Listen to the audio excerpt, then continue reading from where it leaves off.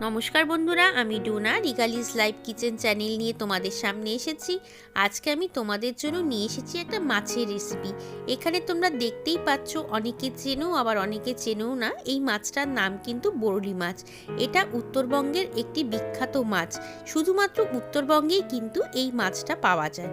এই বরলি মাছ দিয়ে বিভিন্ন রকমের রেসিপি হয়। আজকে আমি তোমাদের জন্য নিয়ে এসেছি বরলি মাছের চচ্চড়ি রেসিপি। চলো তাহলে আমার রান্নাঘরে। কড়াতে আমি সামান্য নুন দিয়ে দিচ্ছি।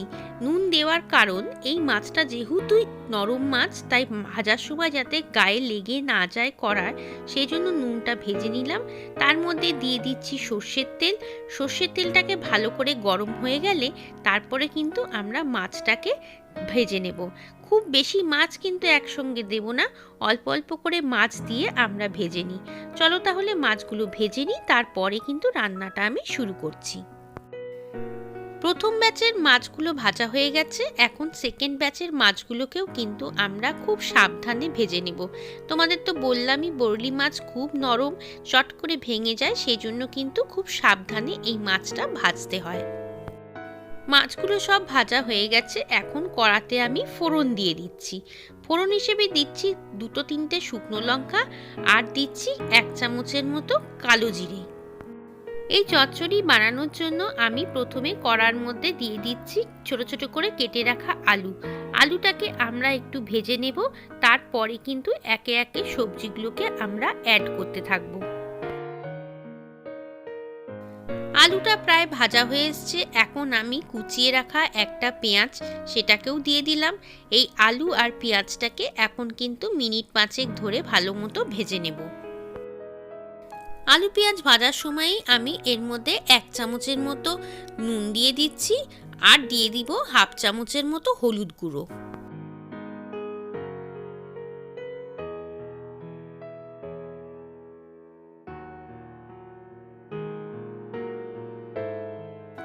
আলু আর পেঁয়াজটা প্রায় মোটামুটি কিন্তু আমার ভাজা হয়ে এসছে। এখন আমি এর মধ্যে দিয়েছি 1 চামচের মতো আদা বাটা, 1/2 চামচের মতো জিরের গুঁড়ো, 1/2 চামচের মতো ধনের গুঁড়ো, 1/4 চামচের মতো ঝাল লঙ্কার গুঁড়ো। ছোট ছোট করে কেটে রাখা বেগুনটাও আমি কিন্তু এই সময়ই দিয়ে দিলাম।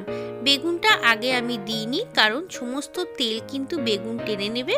সেই জন্য মশলা কষানোর সময়ও কিন্তু বেগুনটা দিলে একই রকমভাবেই কিন্তু বেগুনটা রান্না হয়ে যাবে। সামান্য পরিমাণে আমি একটু জল অ্যাড করছি, যেহেতু আমি সব গুঁড়ো মশলা দিয়েছি, পুড়ে যাওয়ার সম্ভাবনা থাকবে, সেই জন্য অল্প পরিমাণে জল দিয়ে দিলাম। এখন আমি এর মধ্যে দিচ্ছি কেটে রাখা পেঁয়াজ কলি। শীতকাল যেহেতু, বাজারে তো প্রচুর পেঁয়াজ কলি পাওয়া যায়, আর চচ্চড়ির মধ্যে কিন্তু পেঁয়াজ কলি ভালো লাগে। ঝালের জন্য আমি কিন্তু 3-4টে কাঁচা লঙ্কা দিয়ে দিলাম। যে যতটা পরিমাণে ঝাল খেতে পছন্দ করো, কাঁচা লঙ্কাটা কিন্তু সেইভাবেই অ্যাড করতে হবে। মশলা কষানোর সময় আমি আরেকটু পরিমাণে জল দিচ্ছি। আমি কিন্তু অল্প অল্প করে জল অ্যাড করে মশলাটাকে কষিয়ে নিচ্ছি। মিনিট 5 জন্য একটু ঢাকা দিয়ে দিলাম। দেখো 5 মিনিট হয়ে গেছে, ঢাকাটা খুলে দিলাম। আমি সামান্য পরিমাণে চিনি অ্যাড করছি। চিনি দিলে ভালো হয় খেতে টেস্টটা। আর সঙ্গে দিচ্ছি 1/2 চামচের মতো কাশ্মীরি লঙ্কার গুঁড়ো। কাশ্মীরি লঙ্কার গুঁড়ো দিলে কিন্তু চচ্চড়ির কালারটা বেশ ভালো আসবে। দেখো মশলাটা কিন্তু বেশ সুন্দর কষে গেছে। আর একটুখানি জল আমি ভাবছি এর মধ্যে দিয়ে দিব, কারণ আমি তো বেশি ঝোল রাখবো না, মোটামুটি মাখামাখাই করব। সেই জন্য সামান্য পরিমাণে জল দিয়ে আমি কিন্তু এটাকে ঝোল দেব। এখন আমি দিচ্ছি অল্প পরিমাণে ভাজা মশলা। এই ভাজা মশলাটা দিলে কিন্তু চচ্চড়িটা খেতে বেশ ভালো হয়। দেখো গরম জল করে রেখেছিলাম কড়াতে, সেই গরম জলটা কিন্তু আমি দিয়ে দিলাম। ব্যাস এতটুকুই ঝোল কিন্তু আমি দেব। এর থেকে কিন্তু কোনোভাবেই বেশি ঝোল আমি অ্যাড করব না, কারণ এই চচ্চড়িটা কিন্তু একটু মাখা মাখা হলে ভালো হয় খেতে। চলো তাহলে এবার আমরা মিনিট 5 জন্য কড়াটাকে ঢাকা দিয়ে রাখি।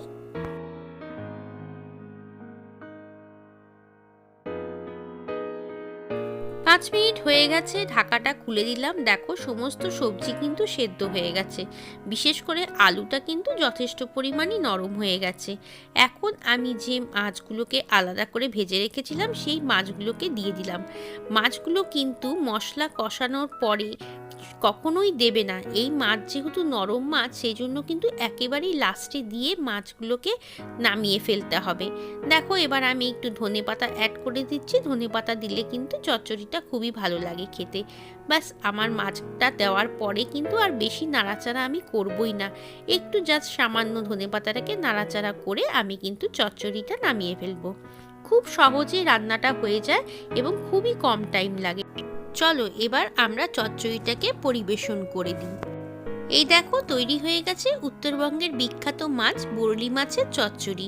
এটা কিন্তু গরম গরম ভাতের সাথে খেতে দুর্দান্ত লাগে।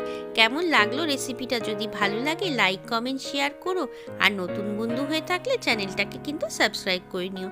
চলো আজকের মতো বিদায় নিই।